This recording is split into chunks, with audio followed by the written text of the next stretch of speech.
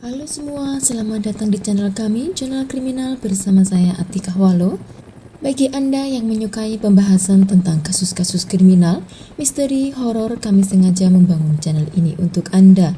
Jangan lupa untuk mendukung channel kami dengan cara subscribe, like, komen, dan share ke media sosial yang Anda punya. Kasus hari ini saya akan membahas tentang di balik seragam seorang kolonel, ternyata terdapat rahasia yang sangat mengerikan. Seorang yang memiliki karir cemerlang dan pangkat kolonel di Air Force tertinggi Kanada menjadi seorang pembunuh berdarah dingin. Bagaimana itu bisa terjadi? Setelah yang berikut ini.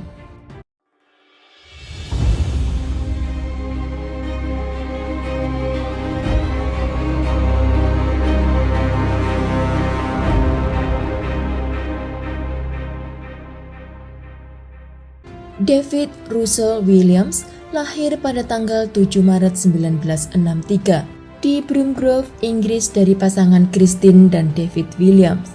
Russell juga memiliki adik laki-laki yang lahir 2 tahun setelahnya yang bernama Harvey.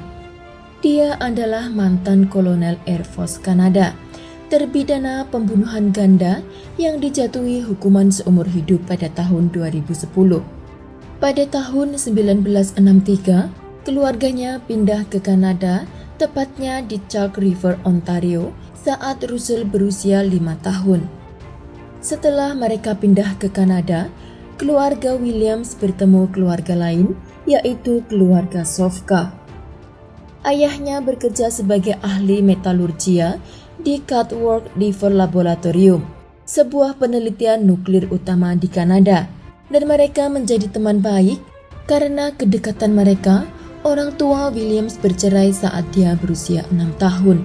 Setelah David Williams ketahuan selingkuh dengan istri Jerry Sofka yang bernama Lynn. Dan setelah perceraiannya dengan David, Christian William menikah dengan Dr. Jerry Sofka. Setelah menikah dengan Jerry Sofka, Christine mengganti namanya menjadi Noni Sofka. Selama waktu itu, David pun ikut mengambil nama Sofka dari ayah tirinya. Lalu mereka, Russell dan Harvey pindah lagi ke Scarborough, Ontario, sebuah wilayah di Toronto. Saat berada di wilayah itu, Russell mulai sekolah menengah di Fairmount College, Toronto, tetapi menyelesaikannya di Upper Canada College. Russell pernah menjadi pengantar koran The Globe dan Mail dan juga belajar bermain piano dan trompet. Pada tahun 1979, ayah tirinya yang bernama Jerry dan keluarganya pindah ke Korea Selatan, di mana Jerry Sofka mendapat pekerjaan untuk mengawasi proyek reaktor nuklir. Russell harus menyelesaikan 2 tahun terakhir sekolah menengahnya sebagai siswa di asrama Upper Canada College, sementara orang tuanya pindah ke Korea Selatan. Pada tahun 1982, Russell terpilih sebagai prefek untuk asramanya. Kemudian ia belajar ilmu ekonomi dan politik di Universitas Toronto Scarborough atau UTSC. Russell kembali mengubah namanya menjadi Russell William. Dia lulus dengan gelar Bachelor of Arts pada tahun 1986. Russell Williams bergabung dengan pasukan Kanada pada tahun 1987, menerima sayap terbangnya pada tahun 1990 dan ditempatkan di 3 sekolah pelatihan Air Force Kanada yang berbasis di CFB, Manitoba, di mana ia bertugas selama 2 tahun sebagai instruktur. Russell Williams dianggap sebagai militer teladan selama 23 tahun di karirnya. Lalu ia dipromosikan menjadi kapten pada Januari 1991. Pada tanggal 1 Juni 1991, William menikah dengan Mary Elizabeth Hardiman yang mempunyai keahlian fotografer, nelayan, maraton, dan juga dengan istrinya mereka menyukai golf bersama. Russell Williams akhirnya mendapat karir yang baik di tahun 1994. Dia ditempatkan di Squadron Transportasi 412 di Ottawa, di mana ia mengangkut VIP termasuk pejabat tinggi pemerintah dan pejabat asing. Sampai 1999, dia dipromosikan menjadi mayor dan ditempatkan di Direktur Jenderal Militer di Ottawa, di mana ia menjabat sebagai manajer karir pilot multi-mesin. Dia juga mendapat gelar Master of Defense Study dari Royal Military College of Canada pada tahun 2004, dengan tesis setebal 55 halaman yang mendukung perang preemptif di Irak. Pada tahun 2004, dia dipromosikan menjadi letnan kolonel dan 2005 hingga 2006 menjabat sebagai komandan Camp Mirage di Dubai, Uni Emirat Arab. Karirnya terus melejit hingga tahun 2009. Dia dilantik sebagai komandan Air Force di CFB Trenton. Russell Williams telah digambarkan sebagai pilot elit dan bintang yang bersinar terang dari militer. Pada tahun 2010, tepatnya pada tanggal 28 Januari, ada sebuah kasus hilangnya seorang perempuan yang bernama Jessica Layot berumur 27 tahun. Jessica tinggal di Belleville, tidak jauh dari komunitas Tweed. Malam itu Jessica sempat mengirimkan pesan kepada temannya dan itulah saat terakhir situasi Jessica terdengar. Karena besok paginya, Jessica yang seharusnya masuk kerja tetapi hari itu dia absen. Keluarga dan temannya segera melaporkan kepada polisi atas hilangnya Jessica. Polisi yang melakukan investigasi saat itu melihat adanya jejak ban yang tertinggal sepanjang garis sebelah utara rumahnya.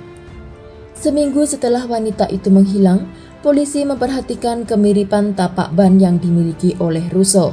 Pada tanggal 7 Februari 2010, William berada di rumah barunya yang ia bangun di pinggiran Ottawa Westboro.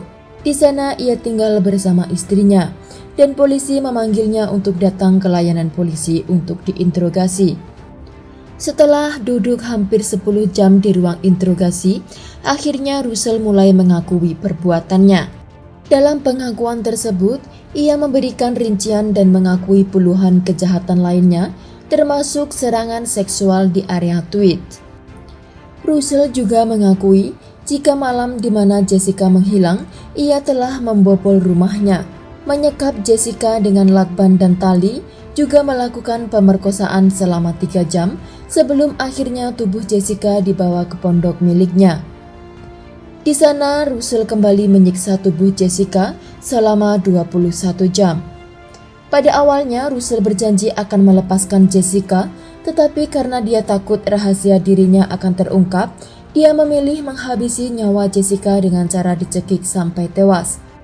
Bukan hanya itu saja, Russell juga mengabadikan momen-momen di saat Jessica disiksa dan saat Jessica merenggang nyawa dengan kameranya.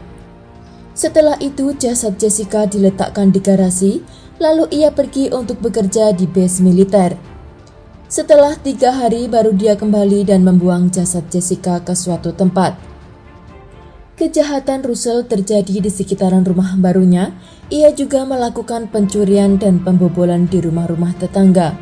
Bahkan Russell juga membeberkan di mana polisi bisa mengambil semua bukti-bukti yang ia sembunyikan. Di sana ia mengatakan bahwa terdapat banyak foto-foto yang dia ambil dari para korbannya dan juga dirinya menjadi model pakaian dalam mereka. Tapi anehnya, para korban pembobolan dan pencurian pakaian dalam, mereka tidak merasa bahwa mereka menjadi korban. Selain itu, Russell Williams juga mengkoleksi foto-foto para wanita yang tinggal di sekitar rumahnya, sebelum akhirnya William mengacak-acak rumah mereka. Dia juga menunjukkan peta di mana ia membuang tubuh Jessica Lloyd. Selain kejahatannya itu, Russell Williams juga didakwa atas kematian Kopral Mary Franz yang ditemukan tewas di dalam rumahnya pada tahun 2009. Setelah pengumuman penangkapan terhadap Russell Williams ke publik, layanan polisi di seluruh negeri membuka kembali kasus-kasus pembunuhan yang belum terpecahkan. Itu melibatkan wanita muda yang meninggal di daerah tempat Russell tinggal sebelumnya.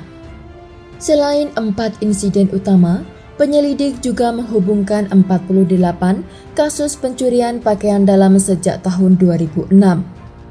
Semua bukti itu ditemukan di rumah Williams dalam sebuah kotak yang berisikan pakaian dalam wanita yang tersimpan rapi.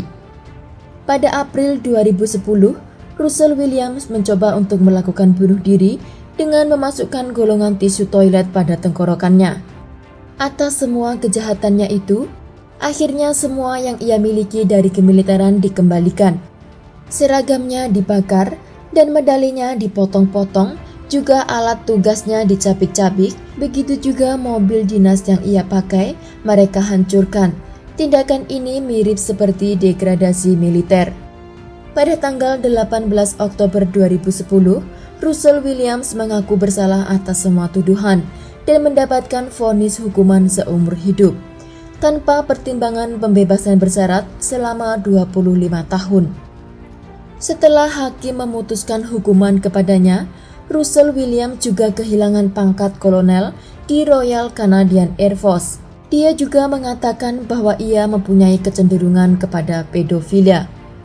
Awalnya yang hanya membobol rumah-rumah korban untuk mencuri pakaian dalam, lalu lama-kelamaan dia memperkosa korban hingga sebagian terjadilah pembunuhan.